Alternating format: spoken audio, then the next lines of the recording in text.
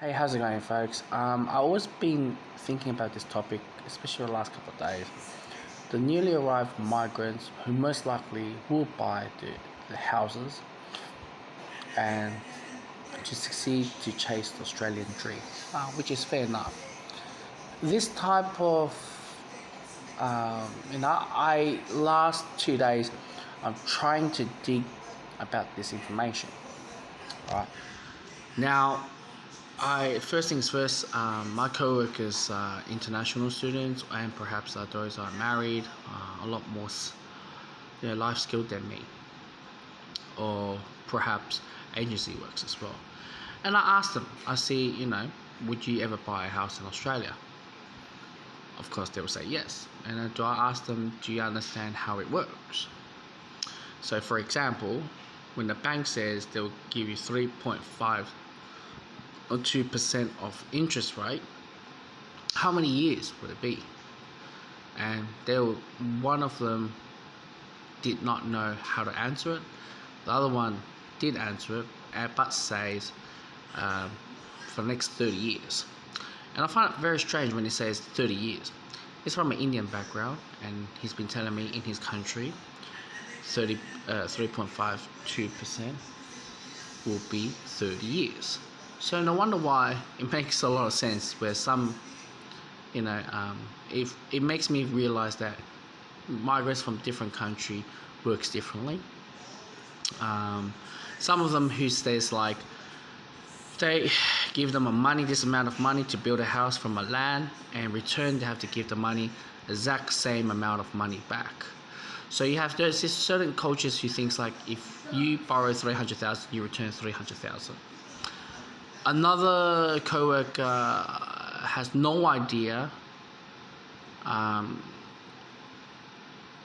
Interest, she believes that interest is also included paying off the house, which I told her no, not at all. Interest is you paid what you borrowed. There's an interest on top, and so for the bank they have to make the money, regardless what's the percentage. On top of that, you have to pay principal. So whatever principal you pay, that's when you're slightly slowing to pay off the house. She was freaking out. So for example, I gave her a scenario. If I pay $2,500 per month, under 5%, that's only just paying back the bank money. But I'm not paying off my mortgage. If I pay off my mortgage, then whatever 500 or whatever amount over 2,500, so I'm paying off. But the catch is the fact that there's interest rate. It fluctuates throughout a year. It goes, yes, right now it's the lowest of the lowest, and God knows where it's going to go. It can go up as well, but you have to make sure that you can able to afford. Then she's like, oh, okay. But I made her look at it in an even bigger picture for her. For example, you and your husband, 2 cars, 2 insurance, you have bills, you have all sorts of cost of living. So by the end of the month, you're actually spending more money on daily needs, and people really underestimate it, and she got freaked out. So, and I told her one more thing. Everyone can buy a house. It's easy to buy a house, but is it easy to look at your bank account, only have thousands, and every single month the bank repayment will take the whole thing away, and you're left with just enough to live on, but anything could happen in life, like sickness, illness, car crash, or any incident injuries.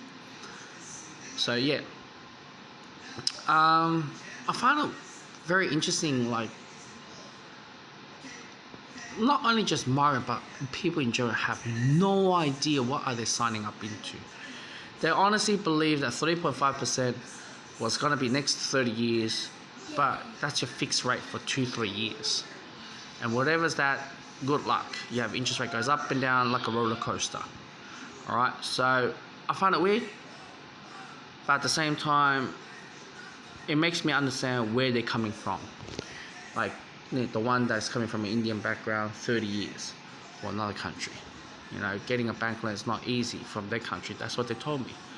But in Australia, it's easy for them. Take that opportunity and squeeze it through.